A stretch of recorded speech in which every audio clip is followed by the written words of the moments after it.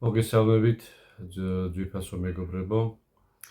მინდა კვლავ გავაგრძელოთ ჩვენი საუბარი ოჯახთან დაკავშირებით. ჩვენ ვისაუბრეთ თუ ოჯახში როგორი პრობლემები არსებობს, ერთ-ერთი განვიხილეთ, მაგრამ ზოგადად დღეს მინდა შევეხო ერთ მნიშვნელოვან საკითხს. ეს არის ოჯახის სტრუქტურა. როგორია ოჯახური სტრუქტურა და როგორ უნდა უყურებდით ჩვენს აი ამ საკითხს.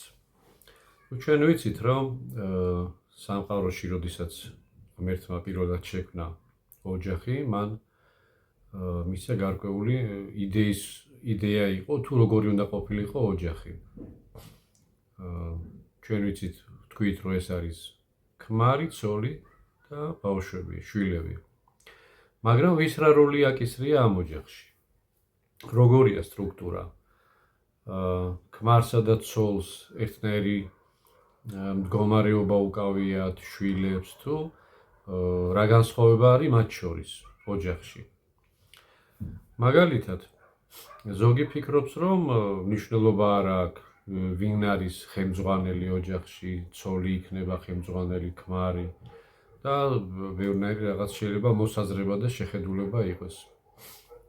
მაგრამ ისევ დავესესხოთ თეოლოგიას, სადაც არის ღმერთის აზრები, რომელიც მან კაცობრიობას მოწერა, იქ არის ასეთი პრინციპი, რომ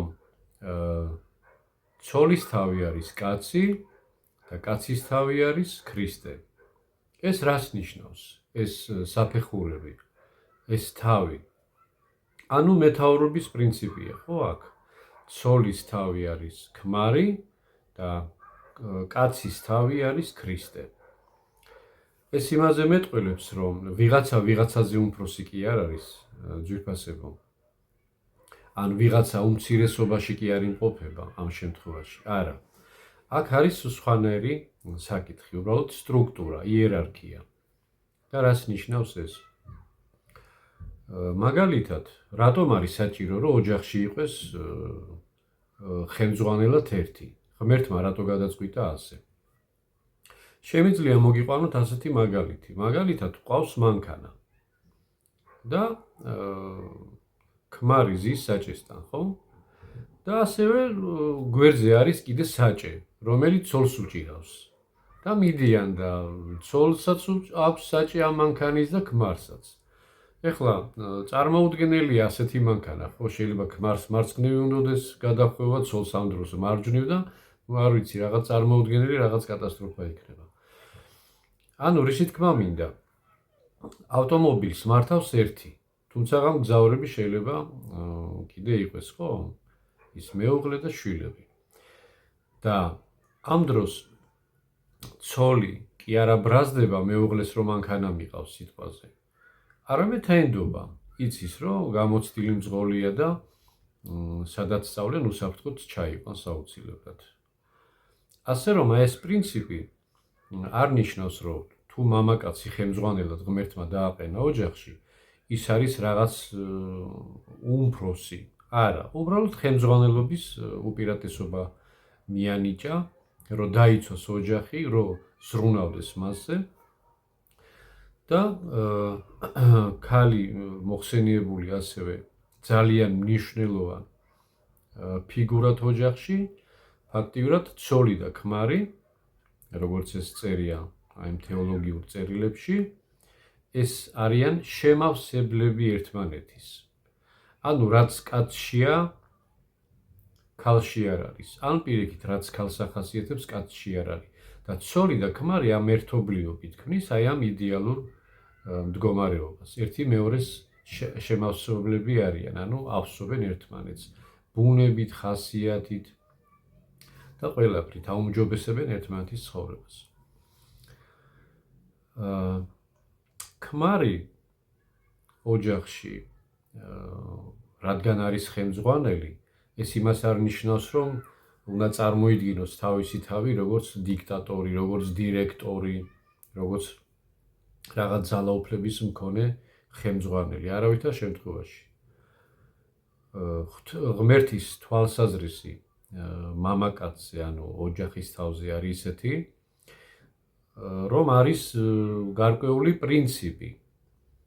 იქ ასე წერია, წეღანაც ციტირება გავაკეთე, რომ ცოლის თავი არის ქმარი და კაცის თავი არის ქრისტე.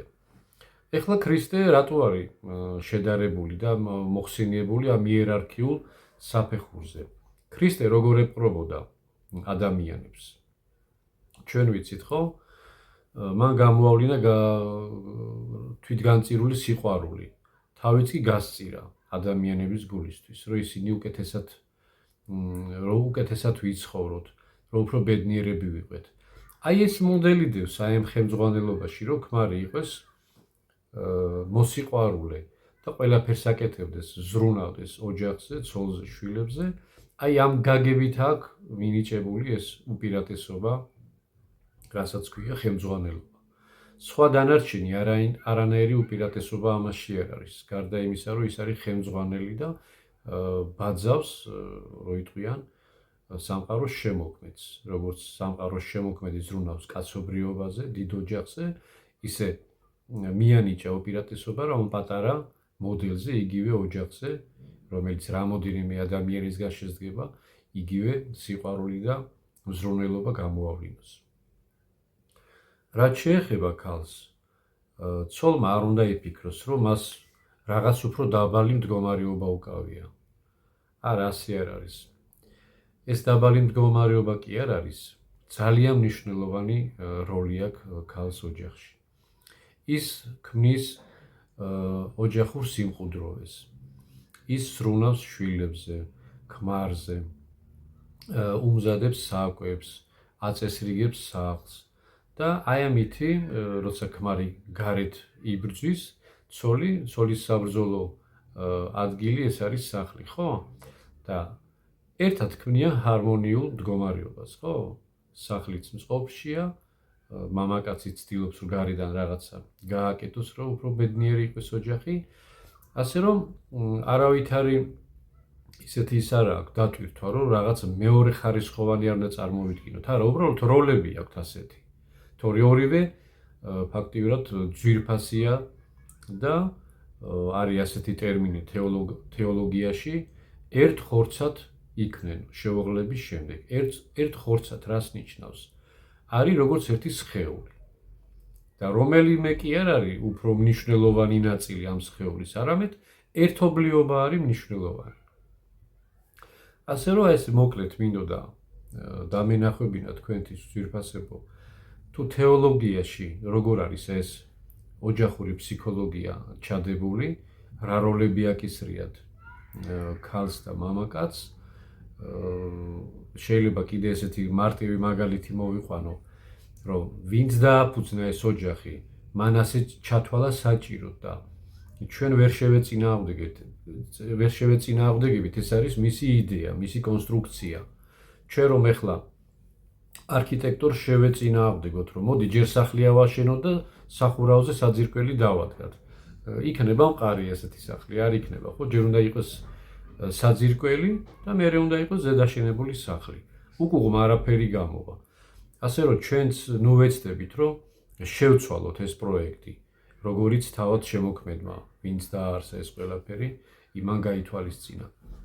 გავითვალისწინოთ მისი აზრი და ყოველთვის მეტი სიკეთე, წარმატება და ბედნიერება იქნება ჩვენ ოჯახებში. მადლობას გიხდით ყურადღებისათვის. მომწერეთ, თუ რაიმე საკითხი გაინტერესებთ ამ პირადში, თუ რაიმე პრობლემატური საკითხი გაქვთ გადასაჭრელი. ნახვამდის, კარგად იხავით.